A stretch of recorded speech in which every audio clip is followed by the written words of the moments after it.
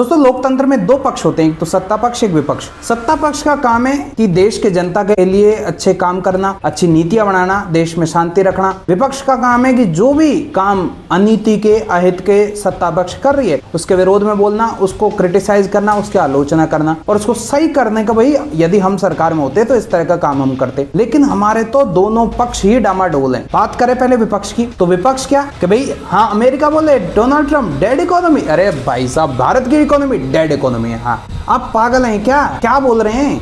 भारत की economy dead economy हो गई। मतलब यदि आपको क्रिटिसाइज करना है, यदि आपको सरकार में आना है तो ऐसे आएंगे क्या?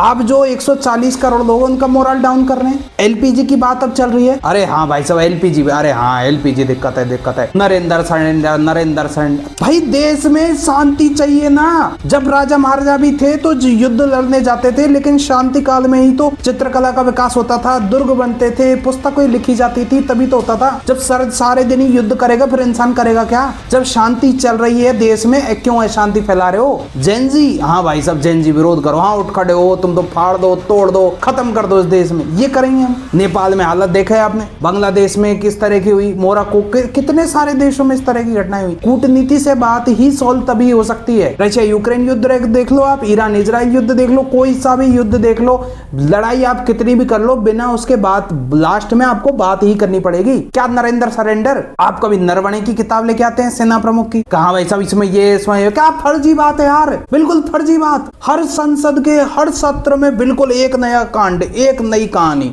जो संसद में जो पैसा लग रहा है, जो आम जनता का पैसा लग रहा है, वो तो बर्बाद, वो तो चाट पहुंच के बरी। हमें नीति निर्माण थोड़ी करनी, हमें आलोचना थोड़ी करनी, हमें तो बस मजे लेने। एक वहां पे बैठ के चाय पी रहे तो दूसरा बोल रहा है कि भाई वो चाय पी रहे, अरे तू क्या हो गया, वो चाय पी रहे क्या हो गया, और तुम इस बात को क्यों बोल रहे? अरे हाँ, अरे तुम विश्वास बहाली क्यों नहीं कर रहे जनता में? भाई विपक्ष को मजबूत होना चाहिए ना, वो इस तरह की बात करे कि जो कोई भी चीज गलत करी जा रही है उसके विरोध में बोले, जो सही चीजें सही चल रही है उसके विरोध में क्यों नाच रहे हो? इस देश में शांति है तो कितना अच्छा है। अब आते भाई सत्ता पक्ष अपना क्या कर रहा है। सत्ता पक्ष भी विश्वास बहाली को बिल्कुल ही खत्म करने पे तुल रहा है, विश्वास बहाली नहीं कर पा रहा हो। अरावली की परिभाषा कर रहे हैं, यूजीसी का वो कांड कर रहे हैं, आपके नेताओं को वो इस तरह से पटक रहे हैं, उसमें सोनम वांगचुक को आप पटक रहे हैं, मतलब सब पे फर्जी आरोप लगाकर सबको पटक दो आप जेल में। अरे हम चलाएंगे दुनिया को, हम चलाएंगे, हम शासन करेंगे और कोई नहीं करेगा। अरे उन पे आरोप सिद्ध क्यों नहीं हो रहे? जब आप उन पे आरोप लगा रहे फिर उनको छोड़ क्यों रहे हैं? 1-1.5 साल बाद फांसी पे लगाओ ना, कोई गलत कर रहा है तो। उदयपुर वाला केस देख लो, कोई सजा नहीं, कोई वीडियो आ गई फिर भी कोई सजा के बाद नहीं। आम जनता का विश्वास तो तुम तोड़ने पे लग रहे हो।